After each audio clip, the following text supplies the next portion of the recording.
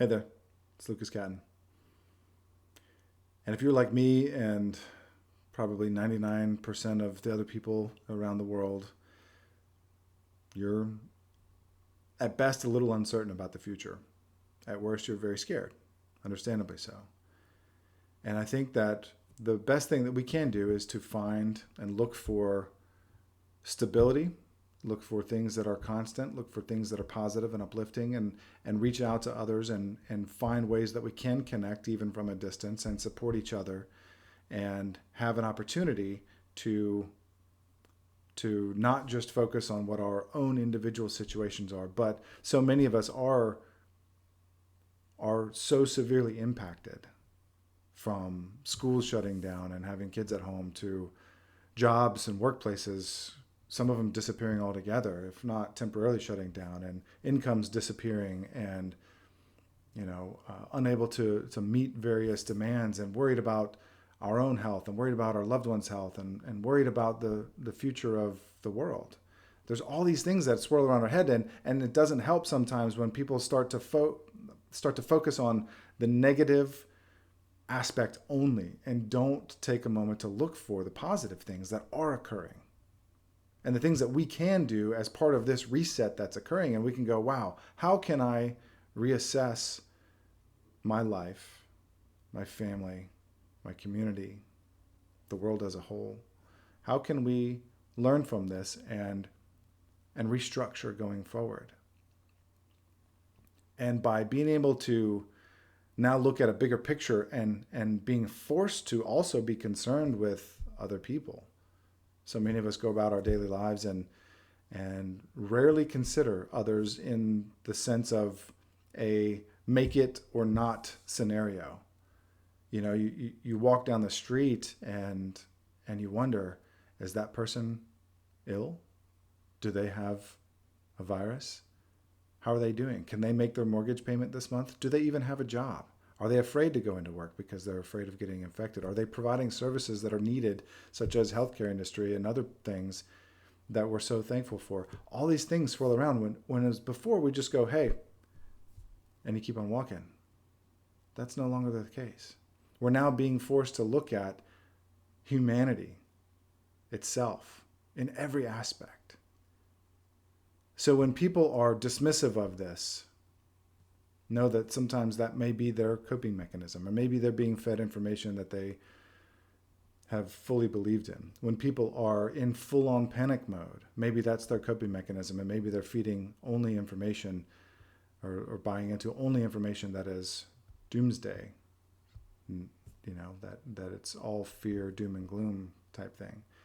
Somewhere in between, there's a middle ground of caution and being afraid, but also being optimistic and being angry at some things. All these emotions are perfectly normal. And when we can support each other and maybe provide some factual information to back up if we have an opinion, if not, just state this is clearly our opinion about the situation. As I'm doing right now, my opinion is that we continue to be cautious, but we need to figure out what we have to do to be more self-sufficient and sustainable, and to be able to look out for other people along the way, to not just completely disregard everyone around us and only worry about ourselves, but also to figure out how we can learn from this and move forward in a more protective manner that is positive, that provides a lot of reinforcement, that isn't so divisive.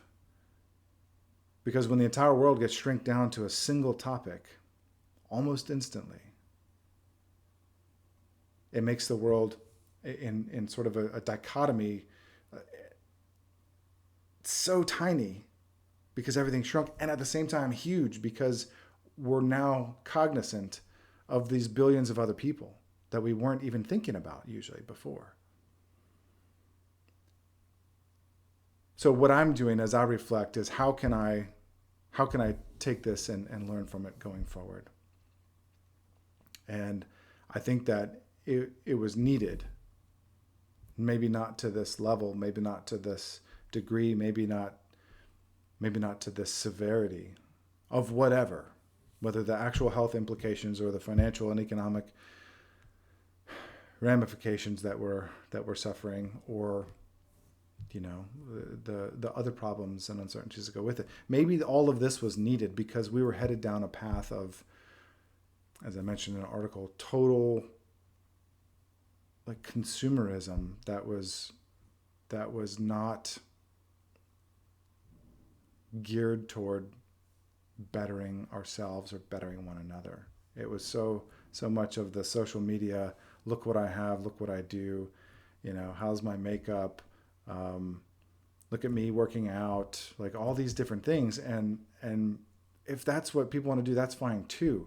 But when that becomes the majority of focus, when we have, and I'm sorry, I'm going to say this because it's an easy out, but when we have so much attention on what the Kardashians are doing, and are so concerned about that, but we're not concerned about our neighbor, then we have a real problem. We have a real social problem, a human problem. And what this has done is helped us to refocus on our neighbors, both those directly next door and across the street, as well as those maybe across the US, maybe across an ocean somewhere. We should be concerned that the world is in the state that it's in. We should be taking the time to see how we can help improve all of our lives going forward. And at the very least, this is what I'm taking from this as an opportunity to do so, and how I can restructure things going forward, and to reevaluate what brings greater purpose and meaning into my life and what things really do matter. And that's helpful. It is helpful. Helps me be more appreciative, more grateful, and more driven, honestly. More driven to do a better job to help others, to protect my family in whatever way that I can, and to assist others in being able to do so as well. So hang in there. This is temporary. Better days are ahead. Soon. Very soon. And see how we can improve going forward. If you'd like, please take a moment to hit me up at lucascatton.com. I'd love to hear from you. If there's anything I can do or share with you that might be beneficial, go back through some previous videos, go back through some podcast information, some of the topics, go through some articles.